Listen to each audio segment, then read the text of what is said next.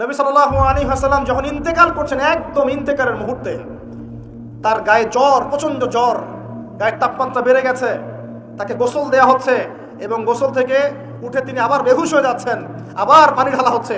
এরকম একটা মুমূর্ষ অবস্থায় নবী সাল্লাল্লাহু আলাইহি ওয়াসাল্লাম বলছেন, তোমরা নামাজকে ছেড়ো না, নামাজকে ছেড়ো না। তিনি বলছেন, মেয়েদের ব্যাপারে এবং তোমাদের অধীনস্থদের ব্যাপারে সতর্ক থেকো। আরও বলছেন, আরব উপদেশ থেকে, আরব উপমহাদেশ থেকে, আরবের জাজিরা থেকে ইহুদিদেরকে বের করে দিও। কখন বলছেন এই কথা? একদম শেষ সময়। আরও বলছেন, তোমরা আমার কবরকে উপাসনার জায়গা বানিও না, আমার কবরকে সেজদার জায়গা বানিও না। এগুলো তিনি শেষ কথা বলে গেছেন।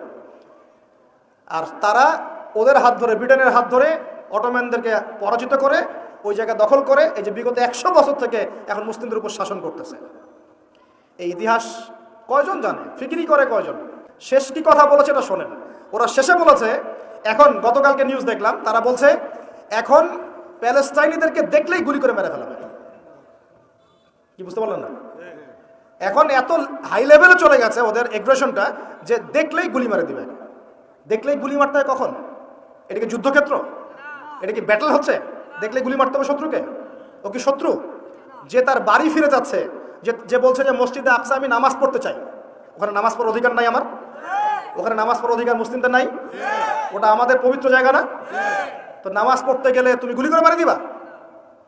আর এইসব বিগার ইস্যুসগুলো বাদ দিয়ে আমরা এগুলো নিয়ে পড়ে থাকবো? কমপক্ষে মুখ দিয়ে তো প্রতিবাদ করতে পারবো, যাতে করে আল্লাহর কাছে আমরা বলতে পারি আল্লাহ মুখ দিয়ে বলেছে। কমপক্ষে হাত দিয়ে পারি নাই, মুখ দিয়ে বলেছে। আর মুখ দিয়ে না পারলে কি করতে হয়? ভাবি কলবিহি, অন্তর থেকে কি ঘৃণা করতে হয়। তো অন্তর থেকে ঘৃণা করবেন কখন? যখন জানবেন তখন। তো জানাবে কে আপনাকে? যে আপনার সামনে বসে আছে, এ তো আপনাকে দিন শেখাচ্ছে না, আপনাকে সার্কাস শেখাচ্ছে। তো প্রিয় ভাইয়েরা, সচেতন হন। এই দুনিয়ার জীবনটাকে নিয়ে হেলায় খেলায় নষ্ট করে দিয়েন না। জ্ঞান অর্জন করেন, পরিস্থিতি বোঝেন, আমল বাড়িয়ে দেন, হালাল খান। আর এই যে চিলে কান নিয়েছে এই টাইপের বিষয়ের দিকে যায় না। ইস্যু পাগল হয়েন না, ইস্যু পাগল হয়েন না, আর এই ট্রল পাগল হয়েন না।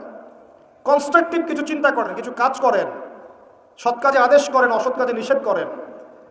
নিজেদের দেশের মধ্যে বিশৃঙ্খলা সৃষ্টি করেন না। সবার প্রতি কল্যাণকামী হন। মানুষের কল্যাণকামী হয়ে সবাইকে গঠনমূলকভাবে সত্যটাকে তুলে ধরেন। যার ইচ্ছা হবে সে সত্য স্বীকার করবে ইনশাআল্লাহ, যার ইচ্ছা হবে সে করবে না। অ্যাটলিস্ট আপনি আপনার দায়িত্বটুকু পালন করেন। উম্মা মাঝখানে বিভক্তি বাড়িয়ে দিয়েন না, ঐক্যবদ্ধ করার চেষ্টা করেন। না পারেন তাও চুপ থাকেন। ঐক্যবদ্ধ করতে পারছি না, কেউ কথা শুনছে না, চুপ থাকেন।